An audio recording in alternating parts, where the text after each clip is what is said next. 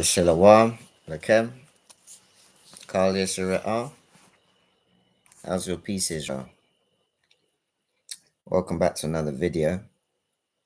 And as you can see, the topic at hand is Joseph's betrayal by his brothers. And we're going to be coming out of the Tanakh, the Hebrew to English Tanakh. Right? And we're reading out the book of Genesis, Barashayah. We're going to pick it up at chapter 37. Okay? And it reads on this wise.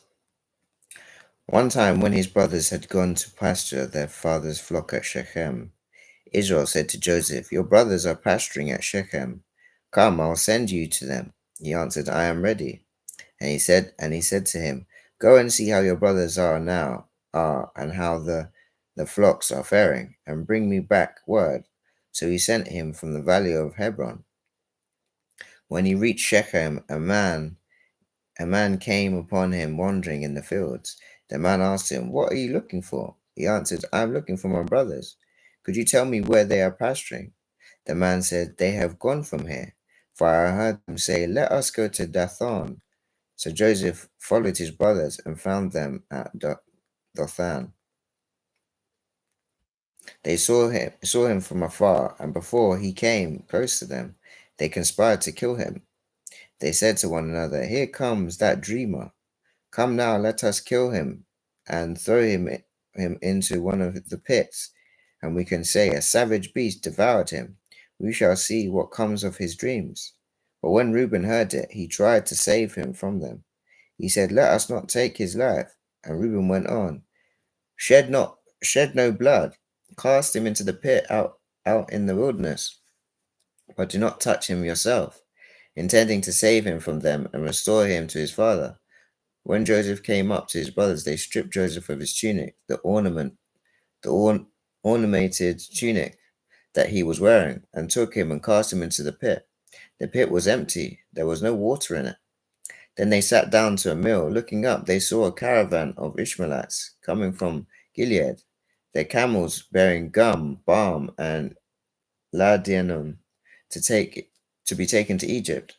Then Judah said to his brothers, "What do we gain by killing our brother and covering up his blood? Come, let us sell him to the Ishmaelites, but let us not do away with him ourselves. After all, he is our brother, our own flesh." His brothers agreed. When Midianite traders passed by, they pulled Joseph out of the pit, and they sold Joseph for 20 pieces of silver to the Ishmaelites, who brought Joseph to Egypt. When Reuben returned to the pit and saw that Joseph was in the pit, he rent his clothes, returned to his brothers, and he said, "The boy is gone. Now what? Now what am I to do?" Then they took Joseph's tunic, slaughtered a kid, and dipped the tunic in blood. They had the ornamented tunic taken to their father, and they said, "We found this. Please examine it. Is it your son's tunic or not?" He recognized it and said, "My son's tunic. A savage beast devoured him. Joseph was torn by a beast." Jacob rent his clothes, put sackcloth on his loins, and observed mourning for his son many days.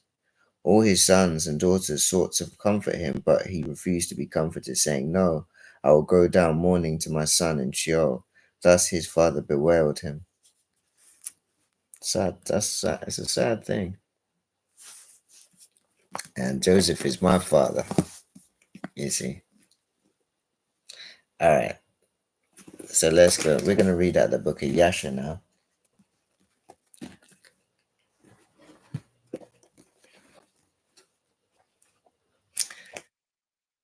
Chapter 41.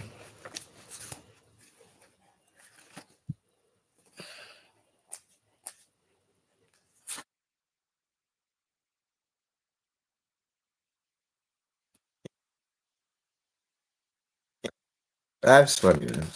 That's funny. Anyway, we're going to read out of chapter 41 out of the book of Yasha. I'm going to read on this words. And at the revolution of the year, the sons of Jacob journeyed from Shechem, and they came to Hebron to their father Isaac, and they dwelt there. But their flocks and herds they fed daily in Shechem, for there was there in those days good and fat pasture, and And Jacob and his sons and all their household dwelt in the valley of Hebron. And it was in those days, in that year, being the 106th year of the life of Jacob, in the 10th year of Jacob's coming from Padan Aram, that Leah, the wife of Jacob, died. She was 51 years old when she died in Hebron. And Jacob and his sons buried her in the cave of the field of Machpelah. That's quite young now, 51 years,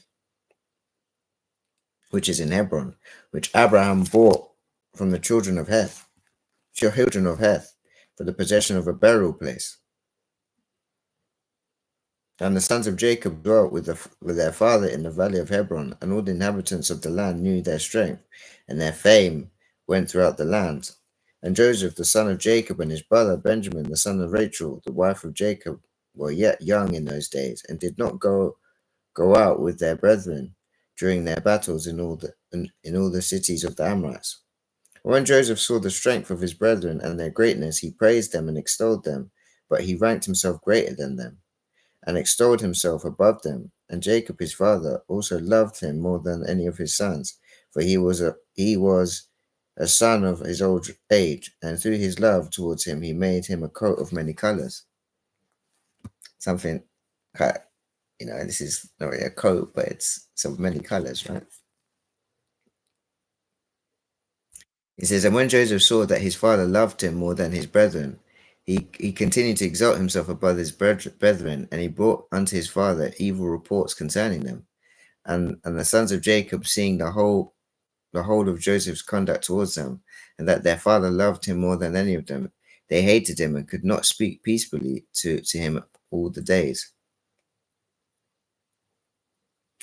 And Joseph was 17 years old, and he was still magnifying himself above his brethren, and thought of raising himself above them.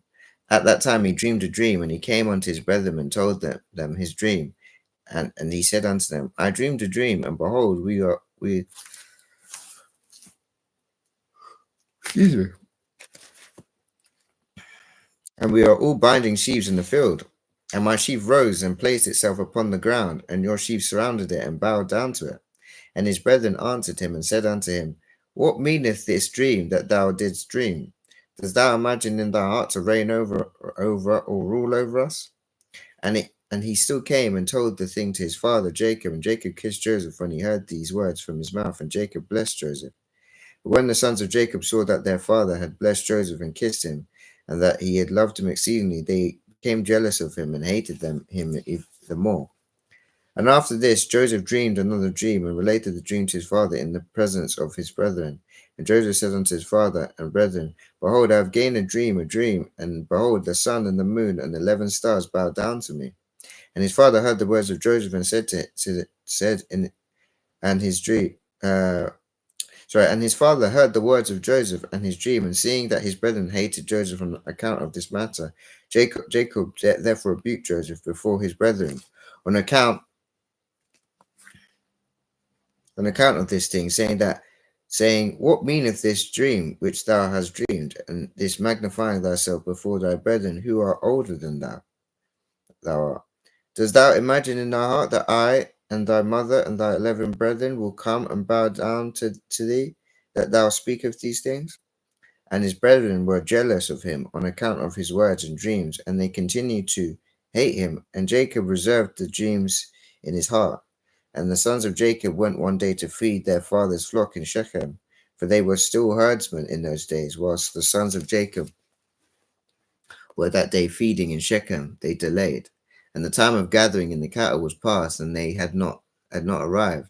And Jacob saw that his sons were delayed in Shechem, and Jacob said within himself, peradventure the people of Shechem have risen up to fight against them, therefore they have delayed coming this day.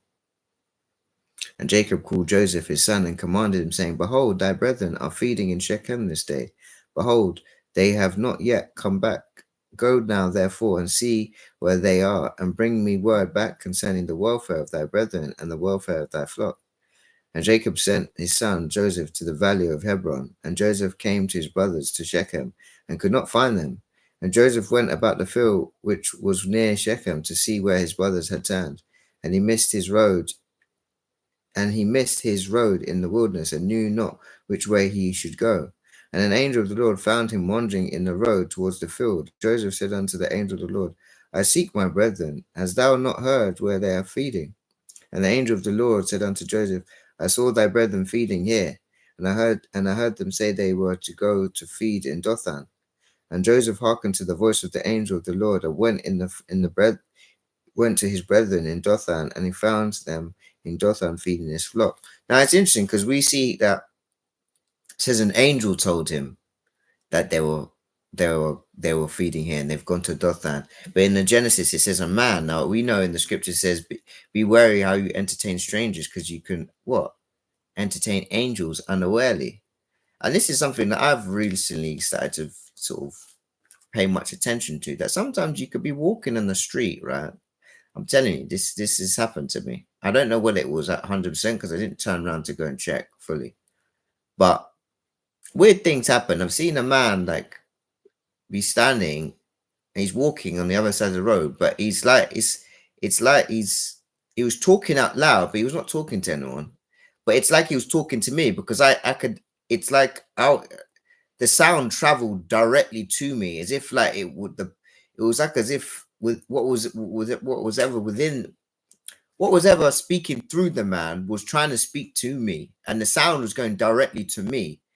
It's like sometimes I could be speaking, I'd be like, hello, yeah, and speaking, and the sound is going this direction, right? And you could have like a group of people in that direction. Now, I could also speak in this direction and speak. I could say hello, right? But when I speak in this direction and the person is facing the other way, he doesn't need to necessarily turn around to know that I'm trying to speak to him, because he can tell that the sound is directly traveling towards his direction. So that was what will cause, because if I was to say the same thing but speaking this direction, people could just think that I'm speaking to someone else. But when you turn and you project your voice towards a particular direction, the sound travels in that direction, so that even if the person doesn't see you speaking, they can pick it up as if you are speaking to them, because the sound is traveling more loudly towards them in that direction, and that will cause them to turn around. And you see what I'm saying? And that was the same with this man. Like, it seemed like he would, even if I don't even think he was actually speaking with his face towards him, but the sound was coming out as if it was supposed to go to me, and I was hearing it. And then as we was walking, he walked just a bit further behind me, and he's walking. And then I'm looking back to see and all of a sudden I don't see him anymore. And there's a bit where you can see, like, if he turned the corner to go down the road, I did not see his head at all go past, even across the road. I did not see him walk past, and there's no one going, and you don't see him going back the other way. So it's like he walked as if he was about to cross the road, which is on the right side of this road, and you could either turn left or keep walking, so then you'd just be on the opposite side of the road. But as I've turned to look to see where he's gone, whether he's continued walking on the same road as me, he's vanished. And I've also looked over there, like across the person's yard, to see if I could see his head going from where he's going across, but doing a right turning. But I didn't see him. Now, of course, he could have easily walked very quickly and I didn't catch him or something like that. But it's a bit strange. That's not the only time that's occurred. There's even been a time on a train where there's a man I was sitting on a train, and there's a lot of people on the train. And the man started, like, it was weird. It was like a movie, because there was a man, he started almost like he was really agitated. It was coming from one side of the tube, and I was on one side, and I'm sitting there. There's many people. But it's like the way he was agitated, and he was running through through the center to come out the door. He was saying these things that he was like, oh, and he was moaning. He was moaning as if he's like, oh, I'm gonna be late. I'm gonna be late. But the way he was speaking, it was like as if it was directed towards me. It was weird. It was like and he looked at me. He didn't look at anyone else. He looked at me. So it was really weird. Like, it was like, and he traveled, like he could have, like in tubes, they usually have like two doors, right? He could have walked and gone through the door that was closest to him, but he walked through the middle bit to come to the door that I was sitting with other people. There's other people in the tube. And as just before he gets off, he turns and looks at me, and then he walks off. And there's me. I'm thinking, that is weird as ever. I tried to look out the window, see, and you just see him. It was a weird, odd man. Like it was during the COVID time, and he was like, it was just the whole time he was running or walking down the tube and then coming out. He was moaning like, "Oh, I'm gonna be late. I'm gonna be late." He was talking. I think he was talking about Amazon. Like Amazon was coming to drop something. It's weird. It's these kind of guys where like the sound it pierces.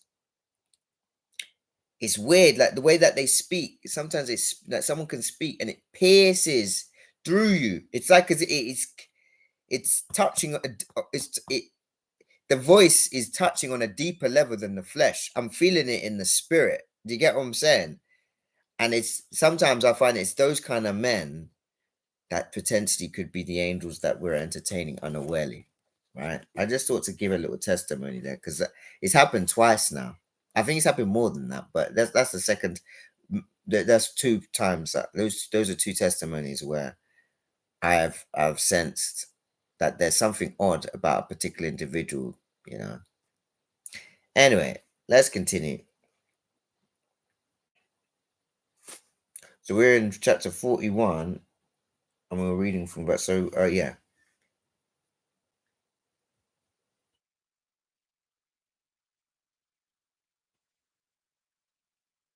Okay, yeah. And it says, and Simeon said to it said, and Joseph advanced to his. So I'll read from 23. It says, and Joseph hearkened to the voice of the angel of the Lord, and he went to his brethren in Dothan, and he found them in Dothan feeding the flock.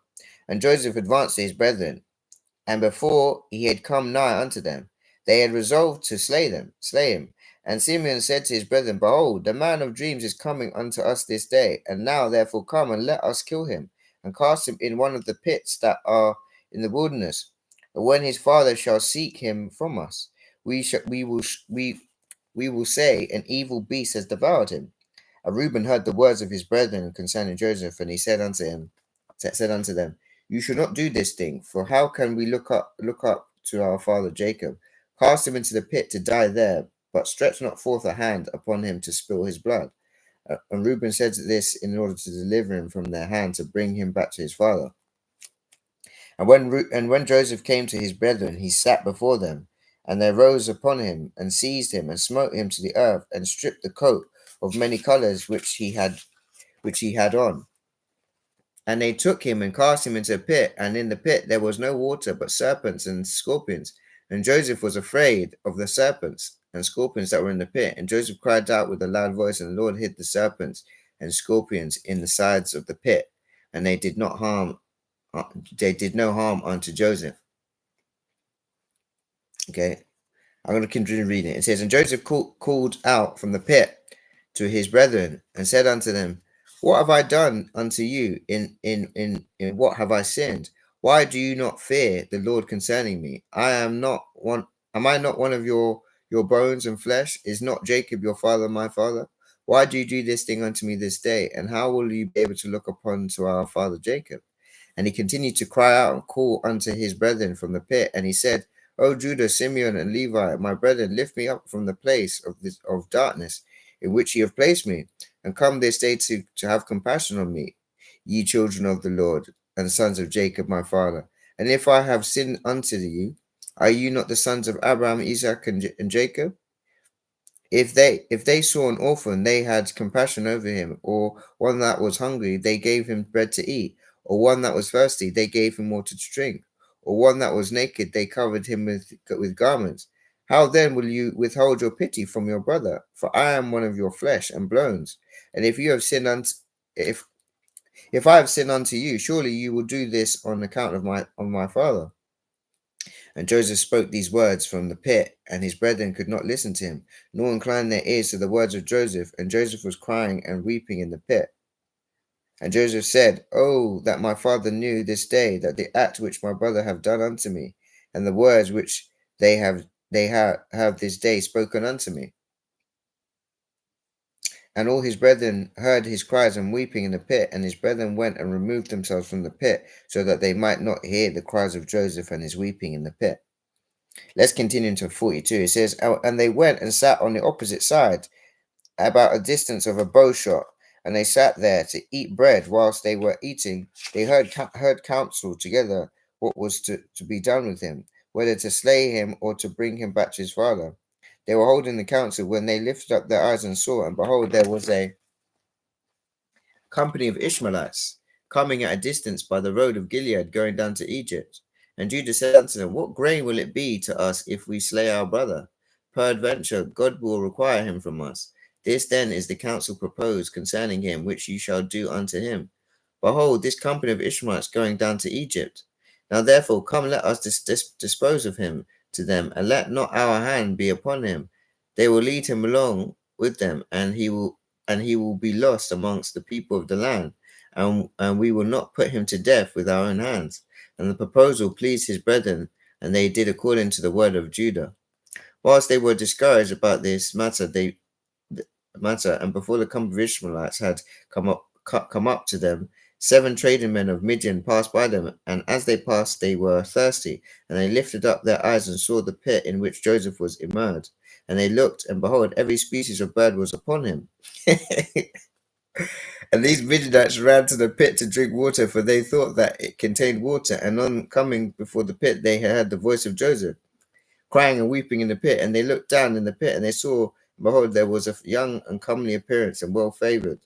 And they called unto him and said, who art thou? And who brought thee hither? And who placed thee in this pit in the wilderness? And they all assisted to raise up Joseph, and they drew him out and brought him up from the pit, and took him and went away on their journey, and passed by his brethren. And these said unto him, why do you do this to take our servant from us and us to go away? Surely we placed this youth in the pit because he rebelled against us, and you have come and bring him up and led him away. Now give us back our servant. And the Midianites answered and said unto the sons of Jacob, is this your servant, or does this man attend to you? Peradventure you are all servants for he is more comely and well favored than any of you. And why do you all speak falsely unto us? Now therefore we will not listen to your words, nor attend to you, for we found the youth in the pit in the wilderness. We took him. We will therefore go on. And all the sons of Jacob approached them and rose up to them and said unto them, give us back our servant, and why will you all die by the edge of the sword? And the Midianites cried out against them, and they drew their swords and approached them to fight the sons of Jacob. Behold, Simeon rose up from his seat against them, and sprang upon the ground, and drew his sword, and approached the Midianites, and he gave a terrible shout before them, so that his shouting was heard at a distance, and the earth shook at Simeon's shouting. And the Midianites were terrified on account of Simeon and the noise of his shouting, and they fell upon their faces with excessive alarm. I'm not going to read too much here, because this goes into a lot of detail about the actual process of him going into Egypt through the him being sold. So we're going to segue into the book of Jubilees. Okay, we're in the Pseudepigrapha, and we're going to be in chapter 34.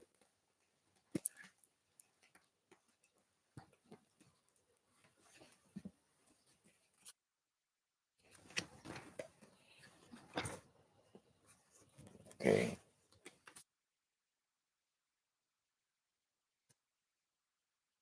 Okay. Chapter 34, verse 1 reads on this wise. It says, and in the 6th year of this week, of this 44th Jubilee, Jacob sent his sons to pasture their sheep, and his servants with them to the pastures of Shechem. And the 7 kings of the Amorites assembled themselves together against them to slay them, hiding themselves under the trees, and to take their cattle as prey. And Jacob and Levi and Judah and Joseph were in the house with Isaac their father, for his spirit was sorrowful, and they could not leave him. And Benjamin was the youngest, and for this reason remained with his father. And there came the kings of Taphu, and the kings of Arezah, and the king of Seregan, and the kings of Selo, and the kings of Gaas, and the king of Bethoron, and the king of Maanisach, Sakir, and all those who dwelt in these mountains, and who dwelt in the woods in the land of Canaan. They announced this to Jacob, and saying, behold, the kings of the Amorites have surrounded thy sons and plundered their herds. And he arose from his house, he and his 3 sons, all the servants of his father, and his own servants, and he went against them with 6,000 men who carried swords, and he slew them in the pastures of Shechem, and pursued those who fled, and he slew them with the edge of the sword, and he slew Aries,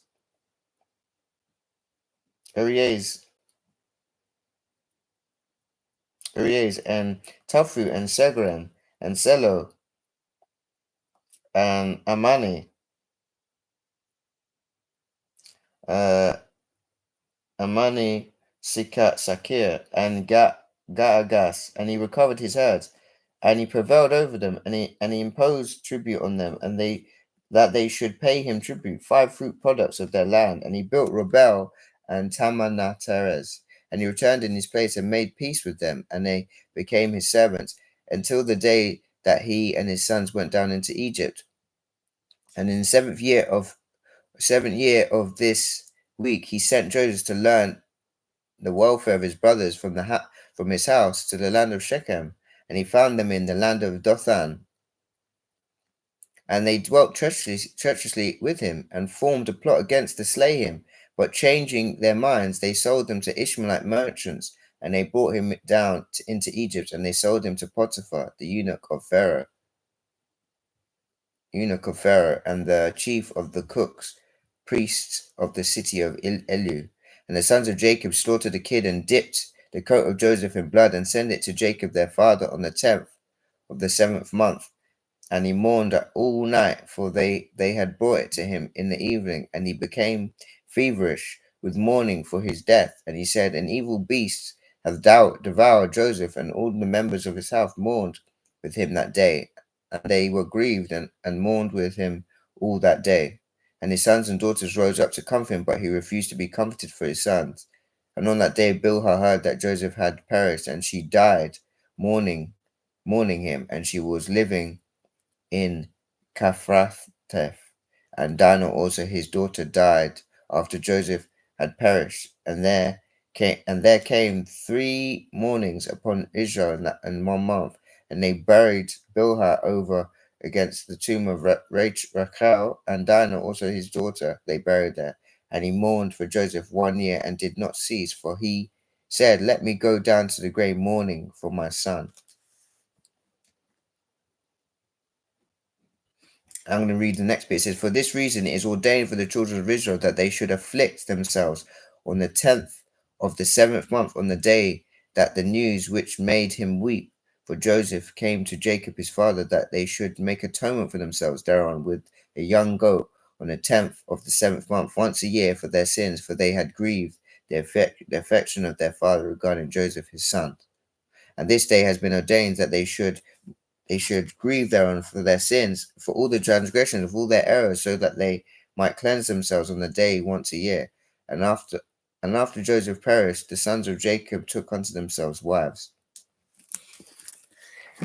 Right, I did read a little bit extra, but I wanted to see if there was some extra gems that we could add to this. So we can see that, through these scriptures that we're reading, these multiple books, they give a greater insight to what is really going on in this narrative.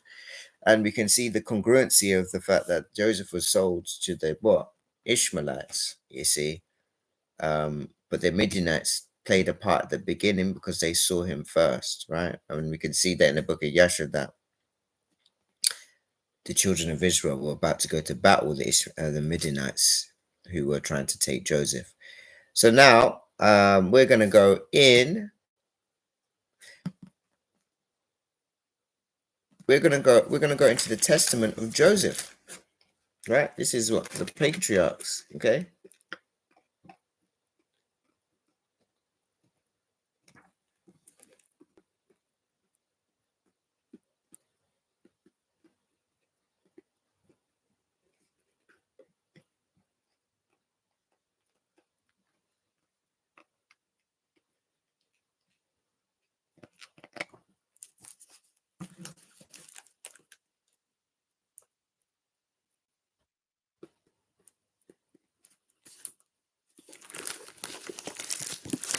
Okay, so we're just going to find, it's the testament of the 12 patriarchs. We just need to find the testament of Joseph.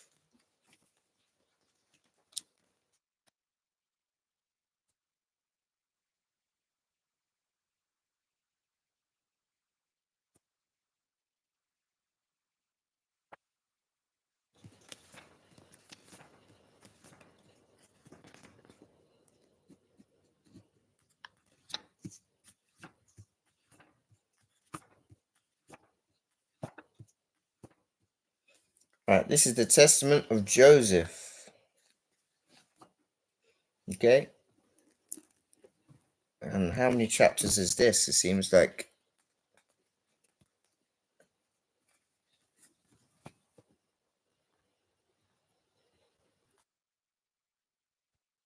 it's quite a few chapters here, though.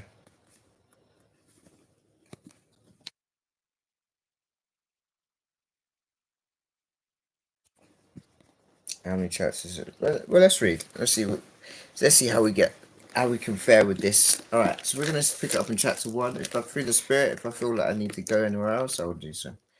Right, so it reads on this wise. Chapter 1 it says, the copy of the testament of Joseph. When he was about to die, he called his sons and his brethren together. And he said unto them, my brethren and my children, hearken to Joseph, the beloved of Israel. Give ear, my sons, unto your father. I have seen in my life envy and death, yet I went not astray, but persevered in the truth of the Lord. These may these my brethren hated me, but the Lord loved me. They wished to slay me, but the God of my fathers guarded me. They let me down into a pit, and the Most High brought me up again. I was sold into slavery, and the Lord of all made me free.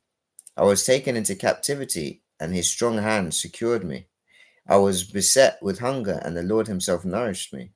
I was alone, and God comforted me. I was sick, and the Lord visited me. I was in prison, and my God showed me favor unto me. In bonds he released me, slandered, and he pleaded my cause. Bitterly spoken against by the Egyptians, he delivered me. Envied by my fellow slaves, he exalted me. And this chief captain of Pharaoh trusted to me his house, and I struggled against the shamefulness urging of the woman. Actually, I think that might be enough because I think all the rest are gonna actually talk about him. Yeah, I think that's enough, really, because I think it's going to go and talk further into, uh, you know, what happened to Joseph. So we can see that's Joseph's account on his brethren. Uh, and we're going to now segue into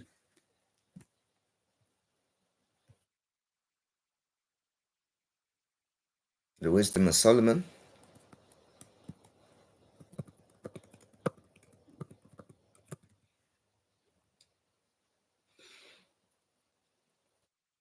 Wisdom of Solomon, chapter 10.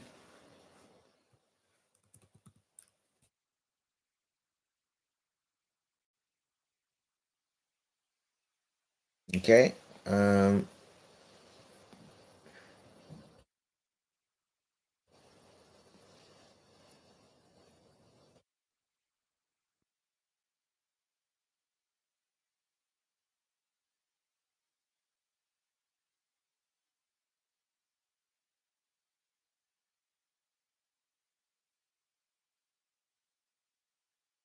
all right. So this is the wisdom of Solomon, chapter 10. It says, verse.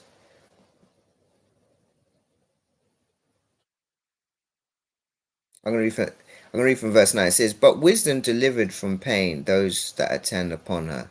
When the righteousness fled from his brother's wrath, she guided him in right paths, showed him the kingdom of God, and gave him knowledge of. Oops, I'll read that again. It says, but wisdom delivered from pain those that attended upon her. When the righteousness fled from his brother's wrath, she guided him in right paths, showed him the kingdom of God, and gave him knowledge of holy things, made him rich in his travels, and multiplied the fruits of his labor. In the covetousness of such as oppressed him, she stood by him and made him rich.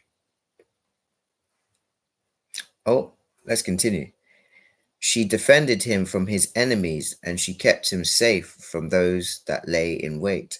In a sore conflict, she gave him the victory, that he might know that goodness is stronger than all. When the righteous was sold, she forsook him not, but delivered him from sin.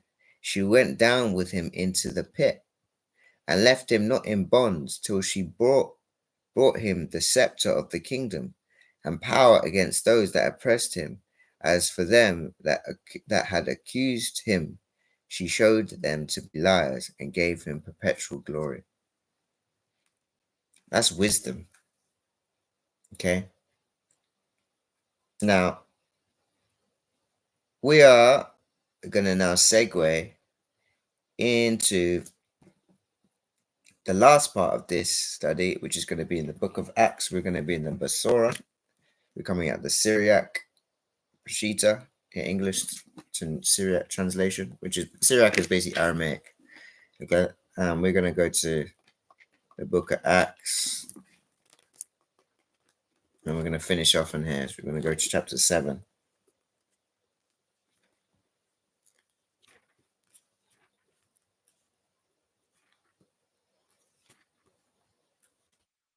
Okay.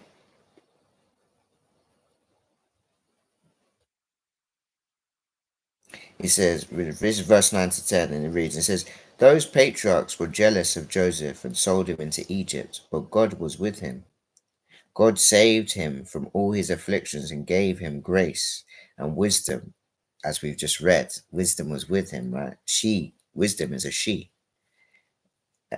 God saved him from his affliction, gave him grace and wisdom before the Pharaoh and the king of Egypt. Pharaoh appointed him as leader over Egypt and over his entire house.